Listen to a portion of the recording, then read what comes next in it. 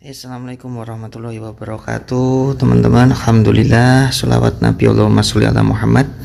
Hari ini kita akan membahas tentang kalau imam atau khotib sudah berkhutbah lalu kita datang ketika khotib sedang berkhutbah, apakah kita sholat tahiyatul masjid atau mendengarkan khutbah Jumat?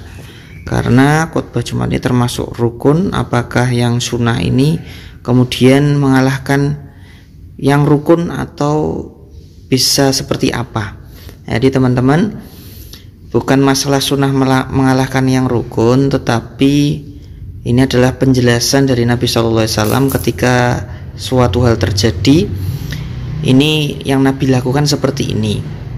Jadi ini bisa menjadi dalil sebenarnya untuk siapa yang boleh bicara dan kapan boleh bicara. Jadi kalau khutbah Jumat itu kan sebenarnya nggak boleh bicara kecuali imam, ya, kecuali imam itu nggak boleh bicara ataupun kemudian imam yang bertanya. Nah, seperti dalil yang ada di kitab Bulughul Maram. Ini di kitab Bulughul Maram, secara singkat Bulughul Maram masih mengenai bab kitab sholat, dan ini membahas tentang sholat Jumat. Kita langsung bacakan saja hadisnya, teman-teman. Dan dari Jabir radhiyallahu anhu berkata, seorang laki-laki masuk ke masjid pada hari Jumat, sedangkan Nabi Shallallahu alaihi wasallam sedang berkhutbah. Maka Nabi bertanya, apakah kamu sudah sholat? Orang itu menjawab, belum. Maka Nabi bersabda, berdiri lalu sholatlah 2 rakaat. Hadis muttafaq alaih. Muttafaq alaih itu lewat Al-Bukhari dan Muslim, ya teman-teman.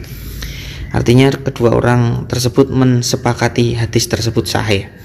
Nah, Syarah Syekh Al-Faqih, jadi laki-laki itu dikenal dengan nama Salih Al-Ghaftani. Hadis ini sebagai dalil bahwa larangan berbicara hanya diperuntukkan orang yang mendengarkan khutbah, bukan untuk seorang khotib. Jadi khotib boleh ngomong, ya, maka seorang khotib dapat berbicara dengan siapapun sekehendaknya.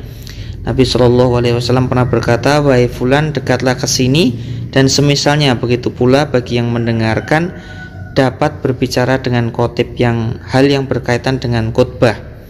Juga sebagai dalil yang pasti bahwa sholat tahiyatul masjid wajib dilakukan walaupun khotib berdiri di atas mimbar. Tidak ada perkataan seorang setelah perkataan Nabi SAW yang benar yang tidak berbicara dengan kemauan hawa nafsunya. Semua perkataannya menjadi pedoman. Kemudian penjelasan berikutnya, anggapan hadis ini dinasa atau pengkhususan adalah tidak berdasar. Hadis ini menguatkan pendapat yang mewajibkan sholat tahiyatul masjid.